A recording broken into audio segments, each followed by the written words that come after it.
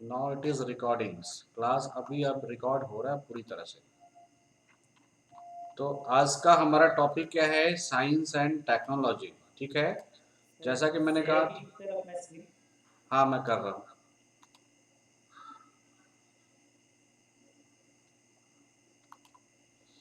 Just wait कर लूँ 2-3 minute, कम से कम एटलीस्ट उषा भी आ जाए।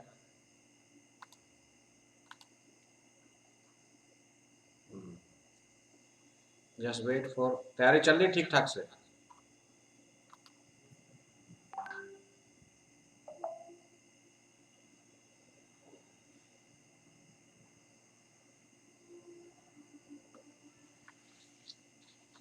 आज हम लोग साइंस एंड टेक्नोलॉजी पे फोकस करेंगे, राइट?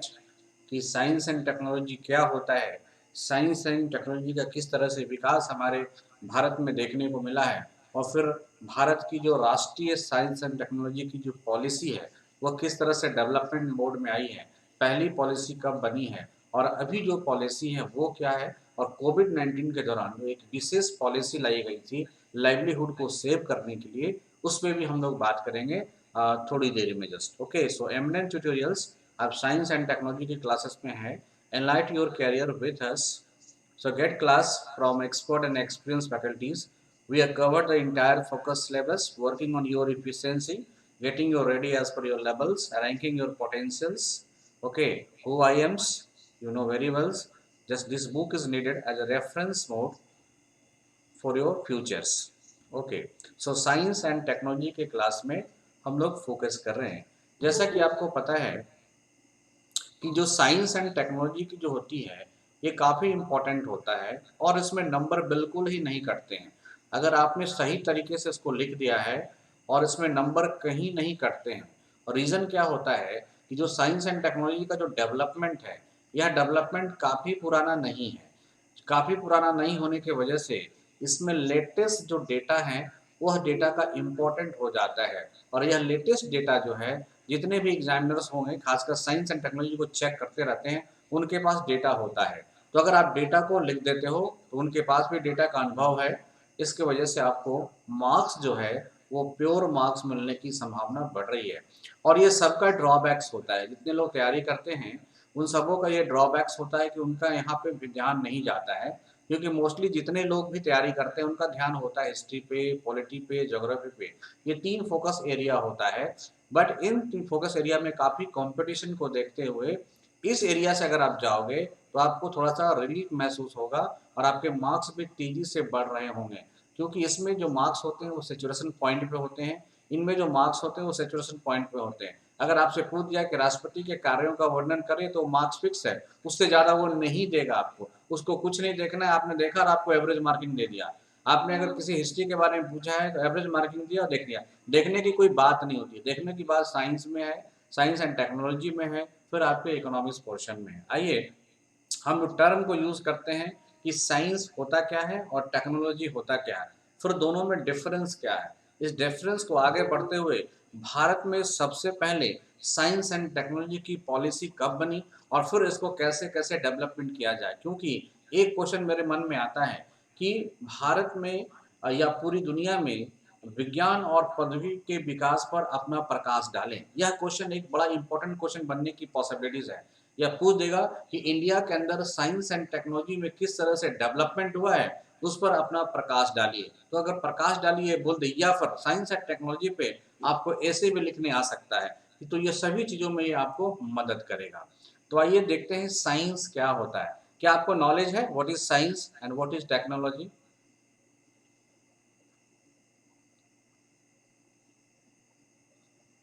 साइंस का मतलब होता है विशेष ज्ञान। हाँ, science is a special category of knowledge with evidence base. अगर आपके पास साक्ष्य है, प्रैक्टिकल प्रूवेंस है, तब तो वह साइंस के कैटेगरी में आ जाएगा। अगर वो नहीं है तो साइंस के कैटेगरी में नहीं आएगा।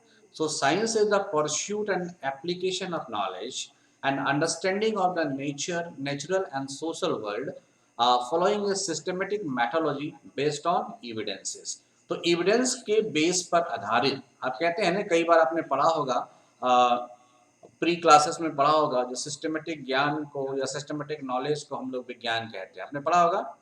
क्रमबद्ध ज्ञान को हम लोग क्या कहते हैं, विज्ञान कहते हैं। ये सबको पता है, लेकिन इन बातों को यहाँ नहीं लिखा जा सकता है। यहाँ पे अगर पूछा जाए कि डिफाइन साइंस और डिफाइन टेक्नोलॉजी, और किस तरह से टेक्नोलॉजी साइंस के इनोवेशन में मदद करता है, इस तरह के क्वेश्चन भी काफ़ी बन रहे हैं आजकल।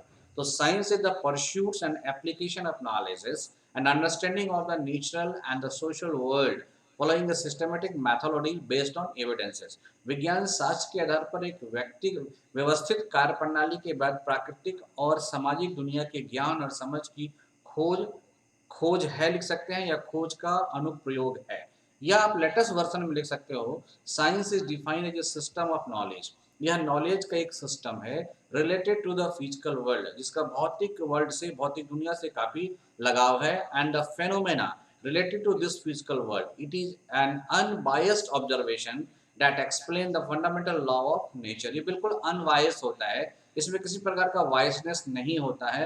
अगर वायसनेस आ गया तो फिर वह विज्ञान नहीं कहलाएगा। The other way of defining science, it is the knowledge that is attained through practice.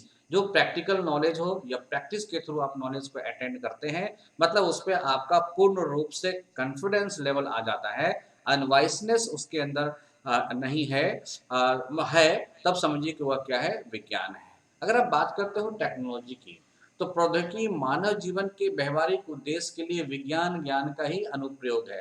हम साइंस का प्रयोग अगर मानव जीवन के व्यवहारिक ज्ञान को या लाइफ को जो है हम आसान बनाने में अगर करते हैं, तो वही हमारा क्या है, टेक्नोलॉजी है। So technology the application of scientific knowledge to practical aim of human life. तो मानव जीवन की जो प्रैक्टिकल एम है उसमें मदद, जैसे आपका एम क्या है, सस्टेनेबल डेवलपमेंट गोल, तो उसमें आपका जो मदद करता है वह टेक्नोलॉजी मदद करता है। लेकिन बिना विज्ञान के टेक्नोलॉजी चल नहीं सकता है, बिना साइंस के टेक्नोलॉजी काम नहीं कर सकता है। इसलिए दोनों के बीच में जबरदस्त रिलेशनशिप है। तो इस रिलेशनशिप को समझने के लिए ज़रूरी है कि हम डिफरेंस को देखें कि साइंस और टेक्नोलॉजी में डिफरेंस क्या है। आपके स्क्रीन पे लगा हुआ है, साइंस इज ए मैथोलॉजिकल वे या मेथड है, या एक तरीका है ऑफ गेनिंग नॉलेज, नॉलेज को प्राप्त करने का ऑन ए पार्टिकुलर सब्जेक्ट। किसी पार्टिकुलर सब्जेक्ट पर आप अगर नॉलेज ज्ञान लेते हो, एक्सपेरिमेंटल ऑब्जर्वेशन लेते हो, तब तो वह आपका साइंस है। लेकिन टेक्नोलॉजी की बात करेंगे तो technology alludes to the practical application, इसी विज्ञान का, इसी खोज का जब आप व्यवहारिक जीवन में उसका प्रयोग करते हो through scientific knowledge for the various purpose, तो वही आपका क्या है, टेक्नोलॉजी है। लेकिन अगर साइंटिफिक नॉलेज के द्वारा, अगर बिना साइंटिफिक नॉलेज का उसको आप प्रयोग करते हो, तो वह टेक्नोलॉजी नहीं है, क्योंकि वह खतरा हो जाएगा। जैसे आपको मैं रेलवे इंजन पे बैठा दिया, आपको रेलवे इंजन के बारे में पता नहीं है, तो आप रेलवे इंजन को क्या करोगे, बर्बाद कर दोगे। मैंने आपको डिवाइसेस को दे दिया और डिवाइस के बारे में आपको जानकारी नहीं है, तो आप डिवाइस का क्या करोगे, मिस यूज करोगे। तो इसलिए टेक्नोलॉजी तभी सक्सेस है जब आपके पास उसका साइंटिफिक नॉलेज उपलब्ध है। और साइंटिफिक नॉलेज क्या होता है, उसका पूरा एक्सपेरिमेंटल के आधारित नॉलेज है। जैसे कोई भी इंजन चलाई जाती है, कोई भी रेल चलाई जाती है, कोई भी मेट्रो रेल, मोनो रेल चलाई जाती है, उससे पहले कई बार उसकी फिजिकल ट्रायल होती है। ये फिजिकल ट्रायल क्या कहलाता है कि आपने जो आविष्कार किया है, आपने जो इन्वेंशन किया है, उसका किस तरह से प्रैक्टिकल, मतलब प्रैक्टिकल प्रूवन से अगर प्रूवन हो जाता है, फिर हम उसको जनरल लाइफ में उसके यूजेस में डालते हैं। ये दोनों का जबरदस्त रिलेशन है। तो एक क्या है, एक उसका कारण है, दूसरा उसका क्या है, यूजेस है। तो साइंस एक gaining knowledge on a particular subject through observation and experiment, और अगर टेक्नोलॉजी की बात करोगे तो alludes to the practical application of the scientific knowledge for various purpose. अब पर्पस क्या है, हम क्यों टेक्नोलॉजी का प्रयोग करेंगे, जरा अपना विचार डालिए। तो विज्ञान, चलो ठीक है, विज्ञान एक खोज है, खोज हमारी ज़रूरत है, खोज इसलिए हमारी ज़रूरत है कि आवश्यकताएं बढ़ रही हैं, तो आवश्यकताएं आविष्कार की जननी होती है। लेकिन इस विज्ञान में टेक्नोलॉजी की क्यों ज़रूरत पड़ गई? अगर हम टेक्नोलॉजी का प्रयोग नहीं करेंगे तो क्या विज्ञान सक्सेस नहीं होगा क्या? तो टेक्नोलॉजी आपको करता क्या है? सर आपके काम को आसान बना देता है। वेरी गुड, एकदम सिंपल लाइन में आपके जो ह्यूमन लाइफ है, वो जो ह्यूमन यूजेस है, उस ह्यूमन यूजेस को आसान बना देता है। एकदम सटीक जवाब। आइए, तो साइंस एंड टेक्नोलॉजी पॉलिसी जो है, ये covers the public sectors measures design for the creation, funding, support, mobilisation of scientific and technology resources. जो हम सरकार अगर कोई भी पॉलिसी बनाती है, बार बार आपसे पूछा जाएगा कि साइंस एंड टेक्नोलॉजी पॉलिसी क्या है, आपसे क्वेश्चन आ जाएगा कि साइंस एंड टेक्नोलॉजी पॉलिसी को बताएं और भारत की राष्ट्रीय साइंस एंड टेक्नोलॉजी पॉलिसी क्या है इस पर अपना प्रकाश डालें, तो आपको ये चीज़ बताना पड़ेगा। तो science and technology basically covers the public sector. Okay, science and technology basically covers the public sector's measures designed for the creation, funding, support, and mobilization of scientific and technological resources. तो विज्ञान जो basically आप देख रहे हो और जो प्रौद्योगिकी आप जो बेसिकली देख रहे हो, ये बेसिकली आपका क्या है, तो एक नीति है, ये विज्ञान की एक नीति है और तकनीकी संसाधनों के निर्माण और वित्त समर्थन और जुटाने के लिए डिजाइन किए गए सार्वजनिक क्षेत्र के उपायों को शामिल करती है। मतलब गवर्नमेंट इस पे क्या करेगी, गवर्नमेंट इस पे फोकस करेगी कि किन किन सेक्टरों पर, किन किन जगहों पे हम पैसे को यूज, फंड को यूज करें, रिसोर्सेज को यूज करें, ताकि आपका क्या हो, उस विज्ञान और तकनीकी का सही मोबिलाइजेशन हो, सही सपोर्ट मिले। तो सरकार पॉलिसी बनाती है कि किस तरह से विज्ञान और टेक्नोलॉजी का एक समावेश रूप हो जाए और वह रूप जो है आपके लाइफ को क्या कर दे, आसान कर दे। इसी के लिए हम लोग क्या करते हैं, टेक्नोलॉजी का डेवलपमेंट करते हैं। अगर हम बात करते हैं कि यह जो विज्ञान एंड टेक्नोलॉजी है या साइंस एंड टेक्नोलॉजी है, क्या ये आज का हमारा सोच है या बहुत पुराना सोच है, तो बहुत पुराना भी तो नहीं है, लेकिन एविडेंसेस के आधार पे कहा जाए तो इंडस वैली सिविलाइजेशन से ही लोगों का क्या था, वैज्ञानिक सोच की पहलू आ गई थी। ओके, आपने देखा होगा इंडस वैली सिविलाइजेशन में आपको ड्रेनेज सिस्टम देखने को मिला था, रोड की जो प्लानिंग थी, ओके, टाउन की जो प्लानिंग थी, ये कहीं ना कहीं उस सिविलाइजेशन का साइंटिफिक अप्रोच को दर्शाता है। और यह साइंटिफिक अप्रोच जो है आज के दिन में टेक्नोलॉजी में परिवर्तित हो गया है। तो रोड बनाना आसान हो गया है, ड्रेनेज सिस्टम बनाना आसान हो गया है, टाउन की प्लानिंग करना आसान हो गया है। तो पहले एक जो सिविलाइजेशन थी उसके पास वैज्ञानिक सोच था और आज उसका हम टेक्नोलॉजी का प्रयोग करके उस चीज़ों को हम क्या कर रहे हैं, आसान बना रहे हैं। तो ह्यूमन लाइफ को हम बिल्कुल ही आसान बना रहे हैं और जब कभी हम ह्यूमन लाइफ को आसान बनाते हैं तो टेक्नोलॉजी उसमें सपोर्ट करता है। Likewise through from the very ancient period to the medieval or to the modern, the planning and policy of science and technology are the major area of emphasis। और ये बहुत चर्चा का विषय रहा है, आज नहीं, पुराने जमाने से लेकर आज तक जो है यह विषय रहा है कि विज्ञान और प्रौद्योगिकी जो है वह जो है एक चर्चा का विषय रहा है। हाउएवर आफ्टर द इंडिपेंडेंस, मुझे जब आज़ादी मिली तो हमने एक 5 ईयर प्लानिंग स्कीम को डेवलप किया और इस 5 ईयर प्लानिंग स्कीम में हमने अपने आप को जो डेवलपमेंट गोल सेट किया, उस गोल में विज्ञान का सहारा लिया। अगर हम बात करते हैं कि भारत में पहली बार इस विज्ञान का सहारा और साइंस एंड टेक्नोलॉजी का अप्रोच जो है किसके मन में आया, तो वो आने वाला नाम क्या था, Pandit Jawaharlal Nehru. So the first prime minister of India was the torchbearer who initiated by the laying more emphasis on education and further lead to the foundation of science and technology। इन्होंने एजुकेशन पे बल दिया और साथ ही साथ साइंस एंड टेक्नोलॉजी पर की importance को इन्होंने क्या किया, एम्फेसाइज किया था। और इसीलिए कहा जाता है कि भारत में पंडित जवाहरलाल नेहरू की जो सोच है वह विज्ञान, प्रौद्योगिकी और एजुकेशन, मतलब आप सकते हो एजुकेशन की ओर पहला कदम माना जाएगा। यूँ तो हमारे पास क्या था, अनसिविलाइज वे में science and technology Indus valley civilisation के समय ही देखने को मिला था, लेकिन यह सिविलाइजेशन काफ़ी देर तक नहीं चली, आपको पता होगा। इस देर तक नहीं चलने के कारण और इसके कोई लिखित एविडेंसेस नहीं मिलने के कारण मैं इसको कैरी नहीं कर पाया और फिर से हमें एक नई रूट लेवल पे साइंस एंड टेक्नोलॉजी की ज़रूरत महसूस हुई, जिसके फाउंडर करने वाले पंडित जवाहरलाल नेहरू थे। ओके, भारत में विज्ञान और प्रौद्योगिकी का जो विकास है एक दशक या एक सदी पुरानी गतिविधियां नहीं है। ऐसे प्रमाण हैं जो बताते हैं कि यह किसी प्राचीन गाथा से कम नहीं है। विकास और विकास सिंधु घाटी सभ्यता के नगर नियोजन, जल निकास व्यवस्था, सड़क योजना आदि के माध्यम से यह स्पष्ट होता है यह जो है काफी पुरानी जो है एक सिविलाइजेशन की देन थी। इस तरह से बहुत प्राचीन काल से लेकर मध्यकालीन आधुनिक काल विज्ञान और प्रौद्योगिकी की योजना और नीति पर जोर देने की के प्रमुख क्षेत्र देखने को मिले हैं। हालांकि स्वतंत्रता के बाद पंचवर्षीय योजना शुरू हुई और समय के साथ विज्ञान और प्रौद्योगिकी तदनुसार जोर देने का एक प्रमुख क्षेत्र बन गया। और पंडित जवाहरलाल नेहरू भारत के पहले प्रधानमंत्री थे जिन्होंने शिक्षा पर अधिक जोर देकर पहल की और विज्ञान और प्रौद्योगिकी की नींव का नेतृत्व किया था। पहली बार किसने, पंडित जवाहरलाल नेहरू ने। तो जब कभी आपको साइंस एंड टेक्नोलॉजी पे आर्टिकल लिखने आ जाए कुछ आपके पास जो है कि लिखने आ जाए तो इसको आप शुरुआत कीजिएगा, या फिर साइंस एंड टेक्नोलॉजी के विकास पर अपना प्रकाश डालें तो आप यहाँ से इंडस वैली को जोड़ते हुए, इसको जोड़ते हुए आगे बढ़ सकते हैं। The various policies in the field of science and technology, अगर देखते हैं कि समय समय पर गवर्नमेंट को कई तरह की पॉलिसियां बनानी पड़ी है, किसको लेकर, साइंस एंड टेक्नोलॉजी को लेकर। तो वेरियस पॉलिसीज के बारे में अगर हम डिस्कस करते हैं तो सबसे पहली जो पॉलिसी है वो scientific policy resolution of 1958। It was the first science policy that largely emphasizes on basic research in almost every field of science। चूंकि उस समय हमारे पास कुछ भी रिसर्च के योग नहीं था, इसलिए इन्होंने फोकस डाला कि आप रिसर्च पर बात करें और विभिन्न फील्ड पर बात करें। इसके लिए एक सरकार के द्वारा पॉलिसी बना दी गई, और जैसे ही सरकार के द्वारा पॉलिसी बना दी जाएगी, इसमें स्पेशल फंडिंग की व्यवस्था हो जाएगी, स्पेशल टास्क फोर्स की व्यवस्था हो जाएगी जो इस पॉलिसी को निगरानी करेगा। The policy also put emphasis on developing and making available the basic infrastructure for the development of scientific research. तो पहली पॉलिसी का यही था कि हम साइंटिफिक रिसर्च को डेवलप करें, मीन्स R&D को डेवलप करें।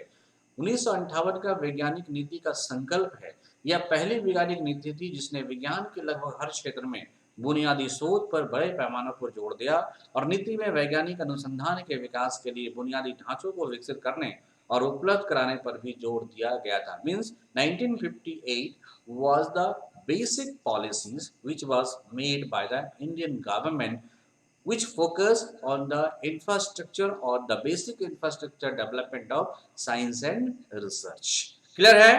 तो भारत में साइंस एंड रिसर्च या R&D के लिए जो सोच थी, उसके लिए भारत सरकार की पहली पॉलिसी बनी, एंड दैट पॉलिसी था scientific policy resolution of 1958। The technology policy फिर आई नेक्स्ट, उसमें हम लोग रिफॉर्म करते चले गए। टेक्नोलॉजी पॉलिसी स्टेटमेंट आता है 1983 में। The policy of 1983 was the second policy that largely focus on achievement of technological competence and the self reliance. मतलब 1983 की नीति दूसरी नीति थी जो मुख्य रूप से तकनीकी क्षमता और आत्मनिर्भरता की उपलब्धि पर केंद्रित था। ये बड़ा जरूरी था। अभी तक हम बहुत ज़्यादा अलग दूसरे मुल्कों से टेक्नोलॉजी को लाने पर बिलीव करते थे, लेकिन जब 1983 में एक रिजोल्यूशन पास होकर टेक्नोलॉजी पॉलिसी आई, तब ये कहा गया कि हमें साइंस एंड टेक्नोलॉजी पे आत्मनिर्भर बनना है। ये 1983 का अप्रोच था। फिर जब साइंस एंड टेक्नोलॉजी पॉलिसी आती है 2003, this policy about the benefit of science and technology to the forefront and also focus on the investment requirement for research and development. देखिए R&D की सोच 58 में आ गई, लेकिन जो इसकी रिक्वायरमेंट पे जिस पे इन्वेस्टमेंट करने की बात आई वो 2003 में आई। ये बड़ा इंपॉर्टेंट कॉन्सेप्ट है यहाँ से। Further it comes with integrated programme, फिर यह जो है किसी दूसरे इंटीग्रेटेड प्रोग्राम के साथ जोड़ दिया गया, वह आ गया सोशियो इकोनॉमिक सेक्टर। बड़ा इंपॉर्टेंट है कि साइंस एंड टेक्नोलॉजी का सोशियो इकोनॉमिक सेक्टर के साथ इंटीग्रेटेड किस पॉलिसी के तहत किया गया, तो साइंस एंड टेक्नोलॉजी पॉलिसी 2003। ये यूपीएससी में कई एक सवाल पूछे गए हैं, एमपीपीएससी में कई बार मैंने सवाल देखा है कि किस पॉलिसी, साइंस एंड टेक्नोलॉजी की किस पॉलिसी के साथ इसका समावेश कर दिया गया, इंटीग्रेट कर दिया गया, किसे, सोशियो इकोनॉमिक सेक्टर के साथ। तो आप देखते हैं ना, जय जवान जय किसान जय विज्ञान, अब हो गया जय अनुसंधान। तो इस तरह से आप देख रहे हो रिसर्च एंड डेवलपमेंट पे गवर्नमेंट लगातार काम कर रही है। ओके, इस नीति के ने विज्ञान और प्रौद्योगिकी के लाभों को सबसे आगे लाया और अनुसंधान और विकास के लिए आवश्यक निवेश पर भी ध्यान केंद्रित किया। इसके अलावा यह राष्ट्रीय समस्याओं के समाधान के लिए राष्ट्रीय अनुसंधान और विकास प्रणाली के साथ सामाजिक आर्थिक क्षेत्रों के लिए एकीकृत कार्यक्रमों के साथ आता है, और साथ ही यह एक राष्ट्रीय नवाचार प्रणाली भी बनाता है। मतलब इसको क्रिएट किया गया किसके लिए, नेशनल इनोवेशन सिस्टम के द्वारा। ये काफी इंपॉर्टेंट है, NIS इसको कहा जाता है, नेशनल इनोवेशन सिस्टम। तो बार बार पूछा जाएगा NIS की शुरुआत कब हुई, तो साइंस एंड टेक्नोलॉजी पॉलिसी 2003 के साथ। क्लियर है? अब देखिए साइंस एंड टेक्नोलॉजी में फिर इनोवेशन पॉलिसी आती है, वो कब आती है, 2013 में। By 2013 and Science and Technology and Innovation Scheme STI became the major driver of national development। अब देखा गया कि भारत के विकास के लिए जो इंजन का काम करेगा वो जो आगे पहले पहले पैदान पे काम करेगा वह कौन करेगा? Science, technology and innovation. पहले हमारे पास साइंस था, फिर हमारे पास टेक्नोलॉजी आया, और टेक्नोलॉजी के बाद क्या आ गया? इनोवेशंस आ गया, मतलब नवाचार आ गया। दिस पॉलिसी इंश्योर फास्टर, इस पॉलिसी के द्वारा इंश्योर किया गया faster, sustainable, inclusive development of the people. हमारा सीधा कंसर्न है कि जब तक हम साइंस एंड टेक्नोलॉजी को पीपल के बेनिफिट के लिए ओपन नहीं करते हैं या उसमें इनोवेशंस नहीं लाते हैं, तब तक हमारा साइंस एंड टेक्नोलॉजी एक जो है रिजल्ट के रूप में हमारे सामने नहीं आएगा। तो उसको रिजल्ट में परिवर्तित करने के लिए, रिजल्ट में लाने के लिए ये जरूरी था कि इसमें फास्टर, सस्टेनेबल और इंक्लूसिव डेवलपमेंट आया जाए, और यह आई 2013 में। ओके, फर्दर जो पॉलिसी ने फोकस किया किस पे? तो लार्ज डेमोग्राफिक डिविडेंड पे। ये जो हमारे पास जो डेमोग्राफिक डिविडेंड जो आपको देखने को मिलता है, इसको कम करने के लिए भी साइंस एंड टेक्नोलॉजी को लाया गया। इस करेक्ट है। तो 2013 तक विज्ञान, प्रौद्योगिकी और नवाचार राष्ट्रीय विकास के प्रमुख चालक बन गए। यह नीति लोगों के तेज, टिकाऊ और समावेशी विकास को सुनिश्चित करती है। इसके अलावा नीति राष्ट्रीय लक्ष्यों को प्राप्त करने में भूमिकाओं को परिभाषित करने के लिए बड़े जनसंख्यीय लाभांश और विशाल विशाल प्रतिभा पूल पर केंद्रित थी। 2013 की नीति द्वारा निर्धारित प्रतिमान लोगों के लिए विज्ञान, प्रौद्योगिकी और नवाचार का रास्ता क्या कर दिया गया? इनोवेशन कर दिया गया। किसके लिए? For the people. ओके, अब हम की पॉइंट्स था, ये एक बड़ा मोड़ आया। अभी तक जितने भी हम टेक्नोलॉजी का सपोर्ट ले रहे हैं, लेकिन एक की पॉइंट्स आ गया, एक ठहराव आ गया, एक पड़ाव आ गया। क्या? जब सरकार ने 12th 5 ईयर प्लान को बनाया, और यह 12th 5 ईयर प्लान जो था वो डेवलपमेंट पे आधारित था। अब सरकार के पास एक ही तरीका था कि साइंस एंड टेक्नोलॉजी को पूरी तरह से फोकस कर दिया जाए, ताकि 2012 और 2017 में जो 5 ईयर प्लान था उससे हमें एक विकास मिल जाए। इसके लिए सरकार के पास मन में विचार आया। क्या आया? Creation development of national facility in the field of R&D। अब R&D को राष्ट्रीय स्तर पर इसकी मान्यता दे दी जाए, इसको डेवलपमेंट करने का प्रयास किया जाए, मतलब हर जिला में, हर राष्ट्र में, हर राज्य में इस तरह से इनोवेशन सेंटर बने। Emphasis on partnership growth of science and technology. अब देखिए, पार्टनरशिप ग्रोथ आने की बात आई, मतलब हम विदेशों से क्या करें? इस टेक्नोलॉजी का पार्टनरशिप करते हैं। इस जैसे हम किसी कंट्री के साथ जाते हैं तो हम इकोनॉमिक्स शेयर करते हैं, हम कल्चर शेयर करते हैं।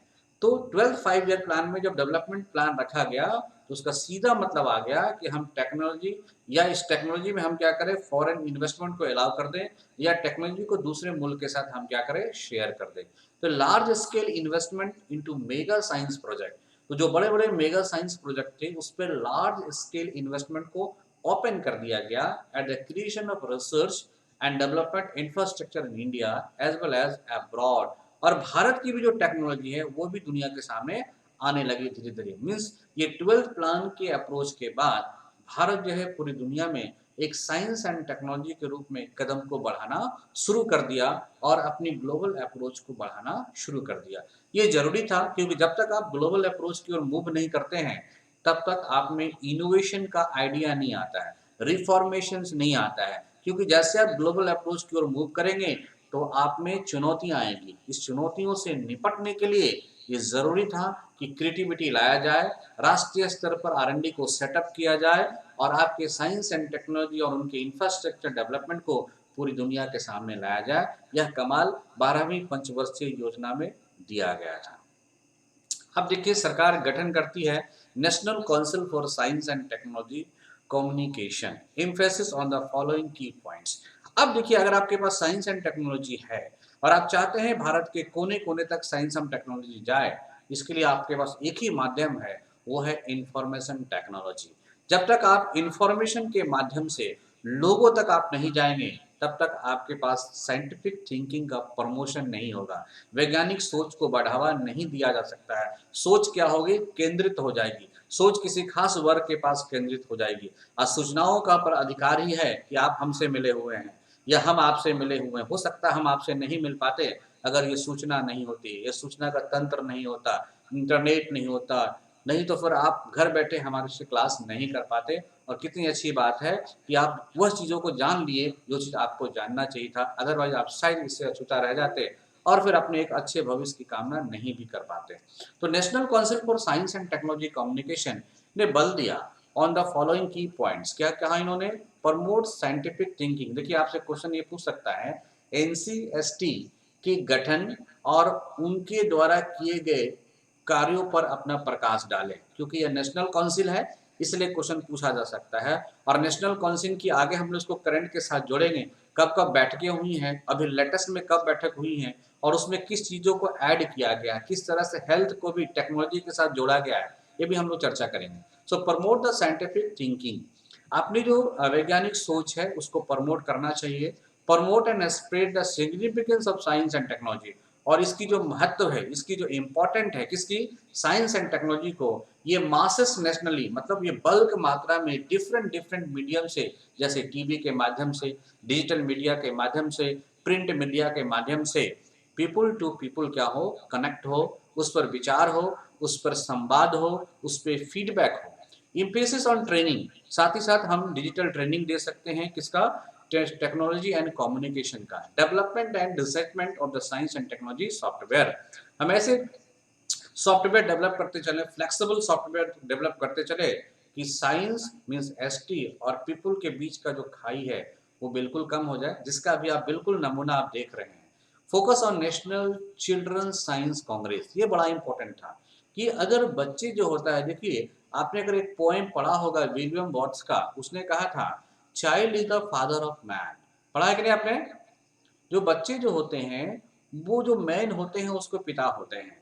तो अगर हम भारत में चाहते हैं कि साइंस एंड टेक्नोलॉजी को मास कम्युनिकेशन किया जाए, मास लेवल पर अप्रोच में डाला जाए, तो कहीं ना कहीं हमारे बच्चों के लिए एक ऐसी व्यवस्था हो कि बच्चों का मैक्सिमम कंसंट्रेशन, मैक्सिमम फोकस जो है किसके प्रति हो? साइंस के प्रति हो। इसलिए भारत सरकार ने नेशनल चिल्ड्रन साइंस कांग्रेस की स्थापना पर विचार किया।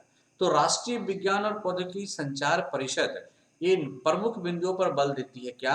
कि वैज्ञानिक सोच को बढ़ावा देना चाहिए, जिसके लिए हम लोग TV, digital media, print media और लोगों से लोगों तक विभिन्न माध्यमों से राष्ट्रीय स्तर पर विज्ञान एंड टेक्नोलॉजी के महत्व को बढ़ावा देने और फैलाने का काम करेंगे। विज्ञान और प्रौद्योगिकी संचार में प्रशिक्षण पर जोर दें। विज्ञान और प्रौद्योगिकी सॉफ्टवेयर का विकास और प्रसार करना चाहिए, जिसे राष्ट्रीय बाल विज्ञान कांग्रेस की एस्टेब्लिशमेंट पर फोकस करना चाहिए। तो एनसीएसटीसी जो है ये 12th ईयर प्लान का ही जन्म है। अब देखिए हम आते हैं 21वीं शताब्दी में। 21वीं शताब्दी आपका इंफॉर्मेशन टेक्नोलॉजी का दौर है। ये मानते हैं कि नहीं मानते हैं? What is information? Any idea?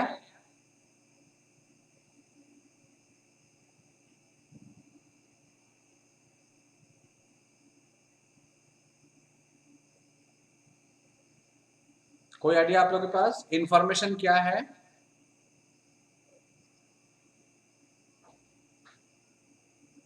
वैभव जी, विजय जी बोलिए। उषा? इंफॉर्मेशन सर,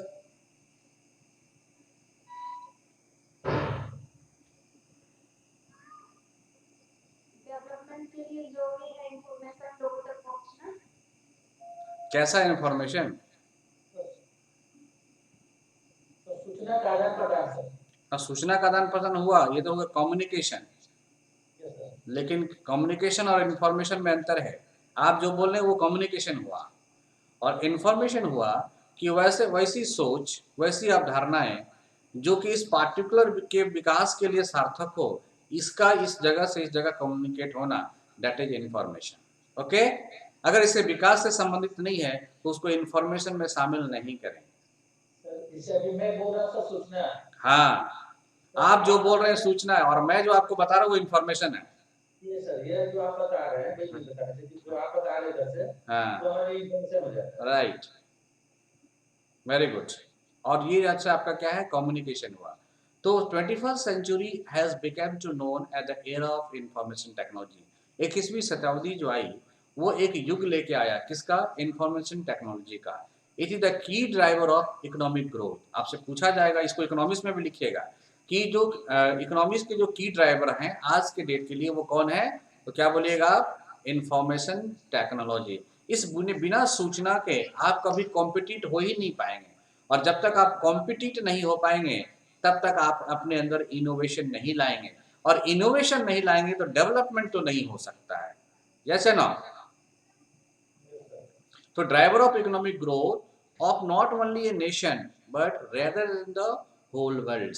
तो 21वीं शताब्दी जो है ये राष्ट्र के लिए ही एक डेवलपमेंट का काम नहीं करती है, बल्कि इसमें विश्व भी शामिल है, वैश्विक स्तर पे शामिल है।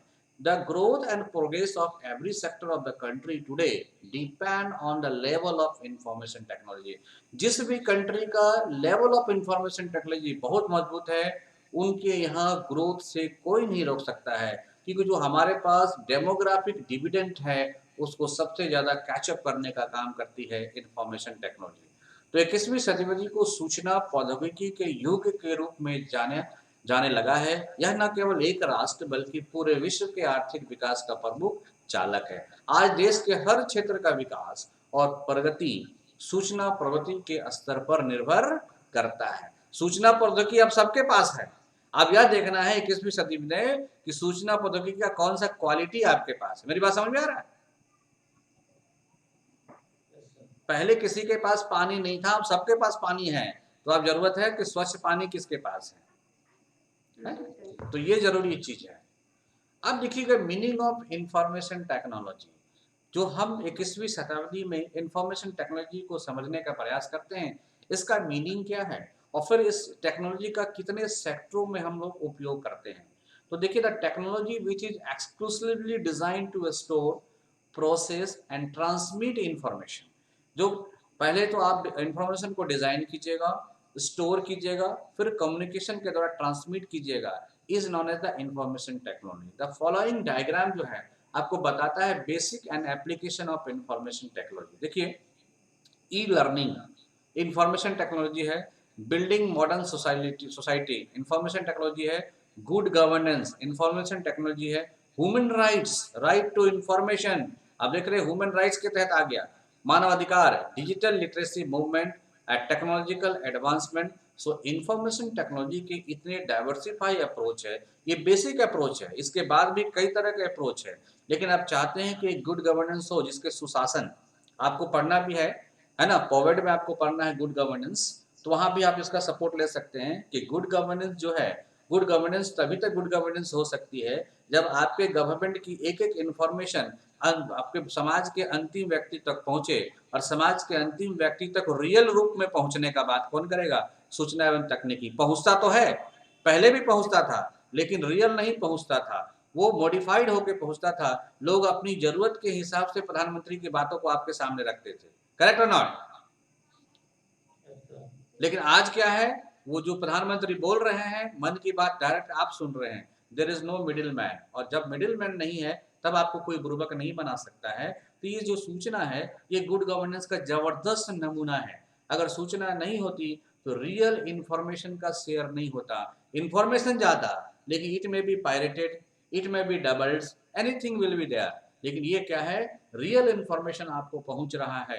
अगर रियल इंफॉर्मेशन पहुंच रहा है तो गवर्नेंस का काम हो गया। क्यों? क्योंकि रियल इंफॉर्मेशन जब पहुंच रहा गवर्नमेंट से जनता के पास, तो जनता का भी इंफॉर्मेशन पहुंच रहा होगा गवर्नमेंट के पास। अब ऐसी स्थिति में गवर्नमेंट को अपनी सही पॉलिसी बनाने में मददगार साबित होती है इंफॉर्मेशन टेक्नोलॉजी। और जहां मुझे लगता है कि इंफॉर्मेशन टेक्नोलॉजी मानव अधिकार को काफी मजबूती प्रदान करता है कि नहीं करता है? आप अपनी राइट्स को समझते हैं, आपको पता ही नहीं कि आपका राइट्स क्या है। जैसे आई एक पुलिस वाला आता है आपके रात में 12-1 बजे आपके घर में डंडा मारता है, आपको गिरफ्तार करके थाने ले जाता है और 4 दिन तक आपको थाने में रख देता है। आपकी हिम्मत नहीं है, मैं बोलूँ कहाँ। आज सूचना का ऐसा अधिकार आपके पास है कि आप एक क्लिक करके ले लेंगे और वो बता देगा कि ये दरोगा आपको कितने बजे पकड़ा था और कितने देर तक आपको सस्टेन रखा है। तो आप जो है सूचना का अधिकार से अपने अपने ह्यूमन राइट्स को भी समझ पाएंगे, करेक्ट। और ई लर्निंग जो सबसे बड़ी व्यवस्था आज की डेट में मिल रही है, e learning, anywhere any time learning, ये उषा से अच्छा नमूना कोई नहीं दे सकता। कल उषा बस में क्लास कर रही थी, क्या उषा, है ना? तो ये कैसे संभव हो पाया? That is information and technology, right. तो ये क्या बताया? Information technology real time communication है और टाइम का सेविंग है। तो जब आप रियल टाइम कम्युनिकेशन कर लेते हैं और सेविंग कर लेते हैं, तो बचे हुए समय में आप क्या करेंगे? डेवलपमेंट करेंगे, थिंकिंग करेंगे, ठीक है। तो प्रौद्योगिकी जिसे विशेष रूप से सूचनाओं को संग्रहित करने, संसाधित करने और संचारित करने के लिए डिजाइन किया गया है, सूचना प्रौद्योगिकी के रूप में जानी जाती है। अब देखिए, इसको प्रोटेक्ट करने के लिए सरकार ने कानून बना दिया जिसका नाम है इंफॉर्मेशन टेक्नोलॉजी एक्ट 2000, है ना जी, इंपॉर्टेंट। इंफॉर्मेशन, अलग बात है राइट टू इंफॉर्मेशन 2005 में आया है, इसमें आप कंफ्यूज मत कीजिएगा। इस सूचना के जो अधिकार है, इसको सूचना के अधिकार को फंडामेंटल राइट में शामिल कर दिया गया। ये आपका कब आ गया? ये 2005 में आया, राइट टू इंफॉर्मेशन एक्ट बना दिया गया।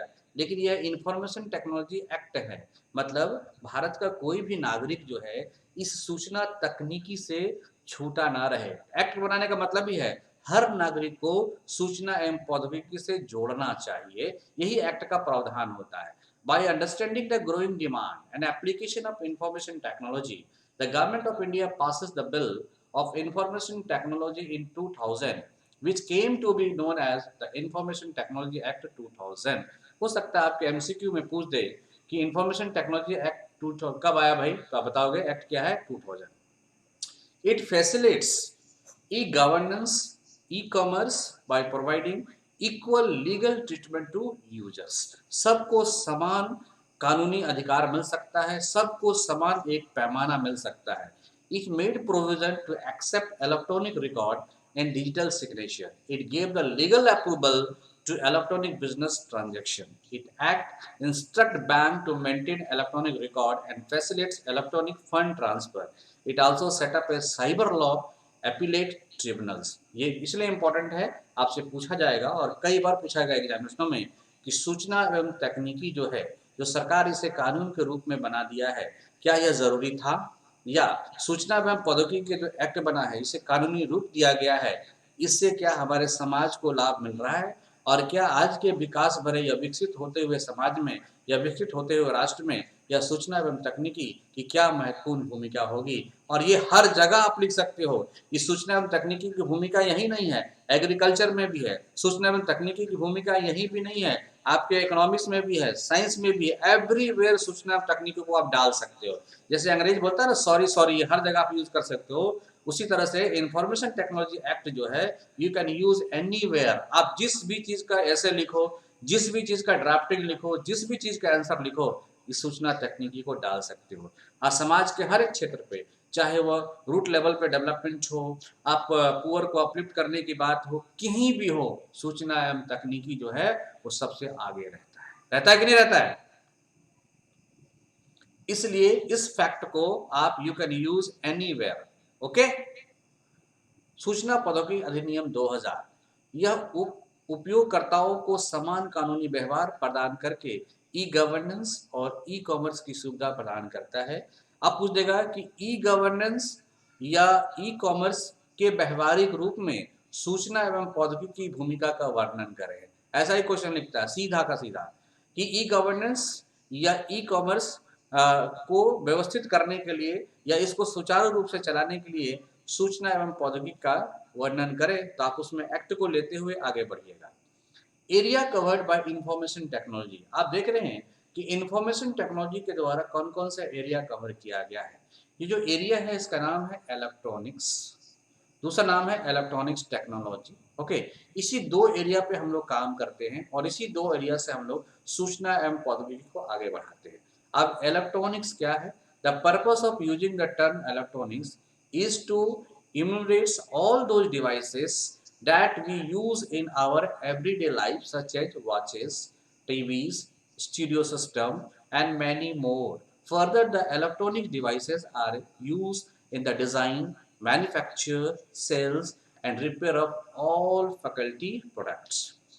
क्लियर है? तो इलेक्ट्रॉनिक्स और इलेक्ट्रॉनिक प्रौद्योगिकी ये दोनों को मिला के हम सूचना प्रौद्योगिकी में प्रयोग करते हैं। अब देखिए, the branch of electronics that does research on the miniaturisation of electronic devices is known as microelectronics. तो हम लोग इलेक्ट्रॉनिक्स के अलावा माइक्रो इलेक्ट्रॉनिक्स पे आते हैं। जैसे चिप जो आपका बना होता है, सबसे ज़्यादा सिलिकॉन का यूज होता है। Semiconductor use as a very electronic device या ऑलमोस्ट एवरी डिवाइसेस में यूज होता है। दूसरा क्या है? Electron tube. It is normally a gas filled tube in which the current of electrons flow between electrodes. However, when the gases are removed, from the tube, it act a vacuum tube. Analog devices है, it is a device that can measure, record, reproduce और broadcast continuous of information. पूछेगा broadcast and continuous of information के लिए किस तरह का device की जरूरत होगी, ये ऑब्जेक्टिव में पूछेगा तो क्या बोलिएगा, एनालॉग डिवाइस. दूसरा क्या है, digital device. It is a device that work on the sequence of pulses like signals. The signals are coded to characterize numbers. For example, digital watch, computer etc are the digital device. इसके Hindi version भी आपके पास mention है, आप इसको आराम से लिख के समझ सकते हैं, कहीं कोई दिक्कत नहीं है. देखिए जो लेटेस्ट इंफॉर्मेशन है that is golden eye. Golden eye एक डिवाइस है that consist of various mobile wireless wearable handset computer. The device is operated by voice command and head movement.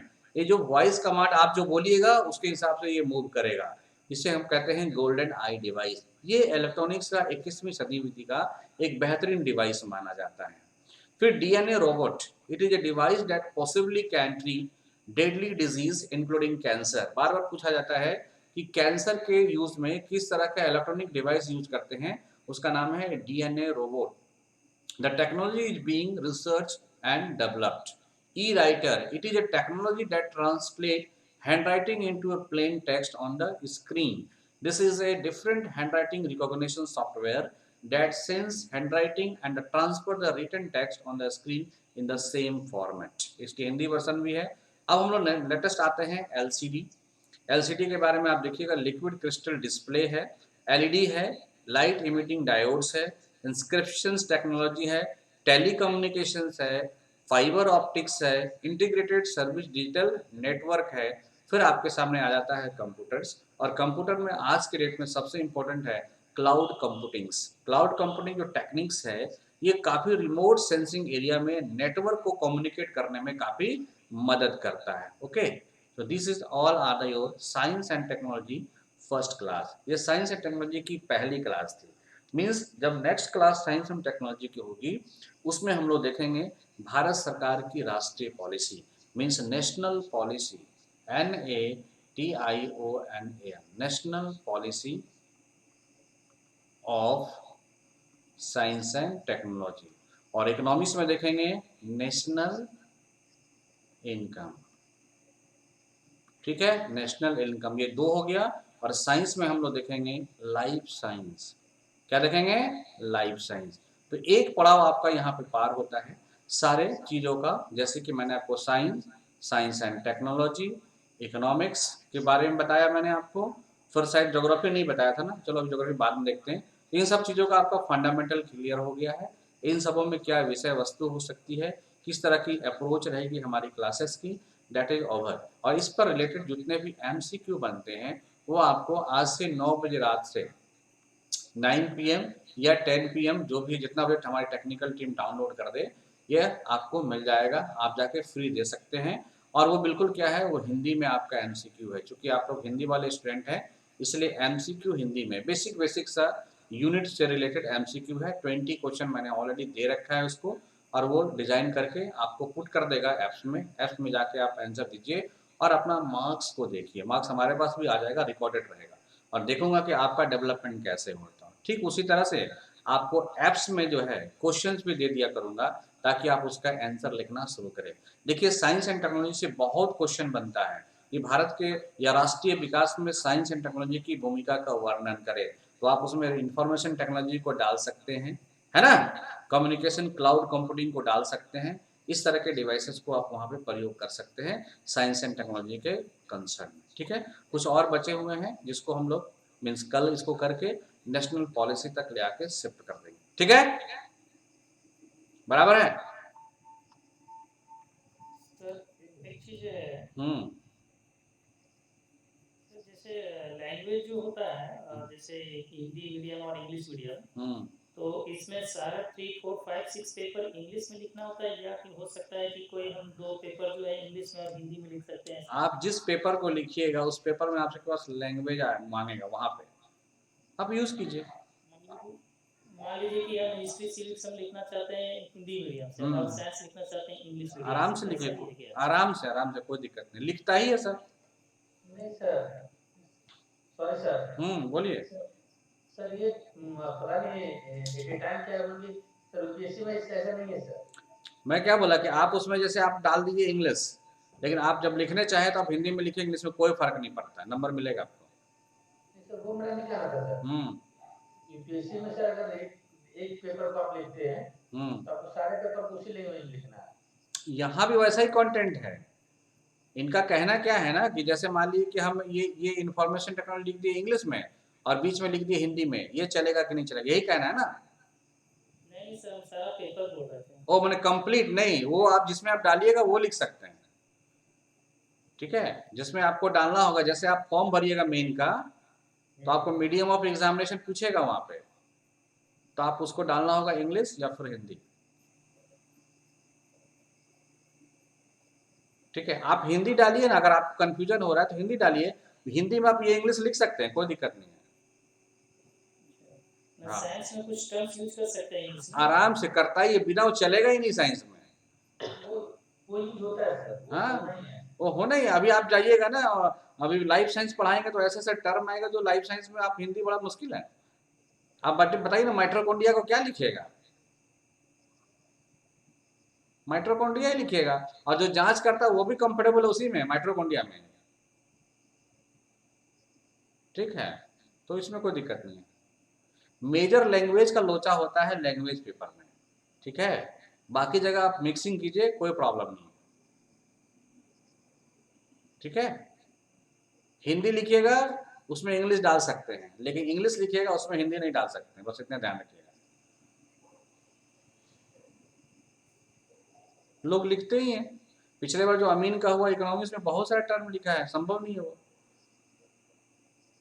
और अच्छे रिसोर्स हिंदी में अवेलेबल भी नहीं होता है, ठीक है।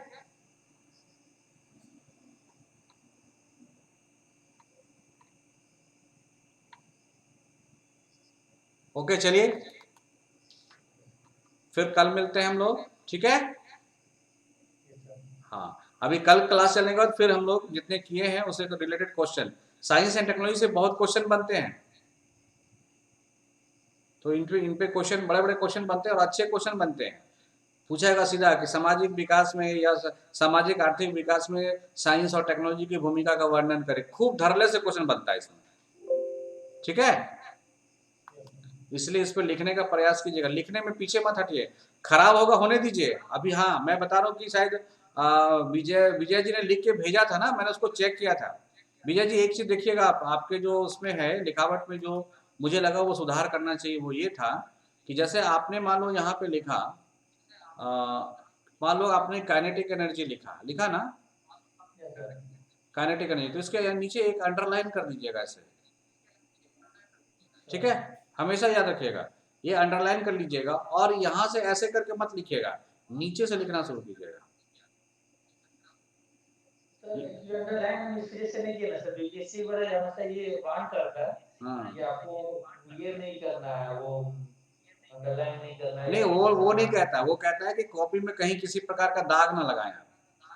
मार्क ना लगाएं इस टाइप से। हाँ, मार्क ना लगाए, वो इसलिए कि कोडिंग डिकोडिंग में आप चीटिंगबाजी हो जाएगा। हाँ सर, इस वजह से मैंने थोड़ा नहीं नहीं, उसके लिए यहाँ तो आपको लगाना है, ये काइनेटिक एनर्जी यहाँ पे ऐसे लगाइए, और फिर ऐसे करके यहीं से मत लिखिएगा, नीचे से लिखना शुरू कीजिएगा, ठीक है। और यहाँ से हमेशा डेफिनेशन यहाँ से नहीं लिखा जाता है, यहाँ से शुरू कीजिएगा और यहाँ पे खत्म कर दीजिएगा। मेरी बात समझ में? आपका प्रयास होगा कि यहाँ से लिखें और खत्म यहाँ पे कर दें। बहुत ही सुंदर डेफिनेशन होता है, देखिए ना, आप यहाँ पे काइनेटिक एनर्जी लिखा आपने, यहाँ से शुरू किया, ये फर्स्ट लाइन, यहाँ से शुरू किया आपका सेकंड लाइन, फिर यहाँ से शुरू किया और थर्ड लाइन में आपका काइनेटिक एनर्जी खत्म। अब बताइए देखने वाला कैसा देखेगा? और जब भी आप लिखिए तो इसका फॉर्मूला लिखिए, K बराबर हाफ mv², काइनेटिक एनर्जी का फार्मूला है। फिर इसका लिखिए यूनिट, एकदम फ्रेश, फिर इसका लिख दीजिए डायमेंशन, एकदम क्लियर, ठीक है। इस तरह से इसको फाइनलाइज कीजिए। आप फाइनल राउंड लिखने का आप लोग प्रयास कीजिए। तो काइनेटिक एनर्जी को डिफाइन करेंगे, यहाँ शुरू करेंगे, यहाँ खत्म करेंगे, इसका सीधा फार्मूला लिखेंगे, यूनिट लिखेंगे, डायमेंशन लिखेंगे और ये कर देंगे। उसके बाद जब टाइप ऑफ एनर्जी आएगा, जैसे आपने टाइप ऑफ एनर्जी लिखा, तो यहाँ पे फिर दीजिएगा टाइप ऑफ एनर्जी, और टाइप ऑफ एनर्जी का फ्लो चार्ट बनाइएगा। ऊपर लिखिएगा टाइप ऑफ एनर्जी और पहला एनर्जी लिखिएगा यहाँ, दूसरा एनर्जी लिखिएगा यहाँ, तीसरा एनर्जी लिखिएगा यहाँ और चौथा एनर्जी लेके फिर इसी एनर्जी में मिला दीजिएगा। इसको कहते हैं कंजर्वेशन ऑफ एनर्जी। ठीक है, इस तरह से चार्ट बनाने की कोशिश की जाएगी। एकदम सुंदर लिखाता है जी साइंस में, और बढ़िया से जो हैंडराइटिंग वगैरह है उसको इम्प्रूव करके ये डायग्राम बड़ा सुंदर से एकदम आराम से बैठ के बनाइएगा। अभी आपका टाइम नहीं देखना है, जब हम लोग फाइनल राउंड में जाएंगे, टेस्ट के सीक्वेंस में आएंगे, तब आप वहाँ पे फास्ट भागिएगा। अभी थोड़ा लिखना सीखिए बढ़िया से, ठीक है। तो आप जो लिखिएगा इसी तरह से आप डिफाइन कीजिएगा। जैसे देखिए मैंने इसलिए मैं स्लाइड में भी इस तरह का मेंशन करता हूँ, आप देख रहे हो किसी चीज़ को हम लिखते हैं तो वो थोड़ा इंपॉर्टेंट होता है। जैसे हमने लिखा, ये लिखा, देखिए आपको यहाँ पॉइंट छोड़ रहे हैं हम लोग, पॉइंट पर देख रहे हैं ना, तो आपको कुछ देखने में अच्छा लग रहा होगा, तो जो जांच करता है उसको भी अच्छा लगेगा। देखिए यहाँ से शुरू किया, यहाँ पे इसको एंड कर दिया। आप देख रहे बार बार हम पॉइंट को रिलेट कर रहे हैं ताकि बच्चों को पॉइंट की इंपॉर्टेंट समझ में आए। अगले बार से हम यहाँ पे अंडरलाइन करके ही लाएंगे, ठीक है, ताकि आप पूरी तरह से तैयार हो जाए कि आपको लिखना है कैसे, ठीक है। क्योंकि आप वहाँ बोल्ड तो कर नहीं सकते हैं, जैसे NC-STC को बोल्ड नहीं करेंगे तो आप क्या करेंगे, अंडरलाइन कर देंगे। यह क्या बता रहा है, आप उसका ध्यान पहला केंद्रित करना चाहते हैं कि NC-STC के बारे में यहाँ लिखा हुआ है, अब यहाँ उसी के बारे में लिखना चाहिए। तो सबसे पहले उसका फुल फॉर्म लिख दिया। फुल फॉर्म मैं यहाँ भी लिख सकता था, मैंने नीचे लिखना शुरू किया। क्यों? क्योंकि वो यहाँ से पढ़ेगा और सामने वो दिखता रहेगा। इसे काफ़ी इंपॉर्टेंट स्टैंडर्ड ये मेजरमेंट होता है लिखने में, ठीक है। चलिए, ये क्लास रिकॉर्ड हो गया, मैं रिकॉर्डिंग भेज देता हूँ। Thank you. चलिए, thank you sir. Thank you, good night.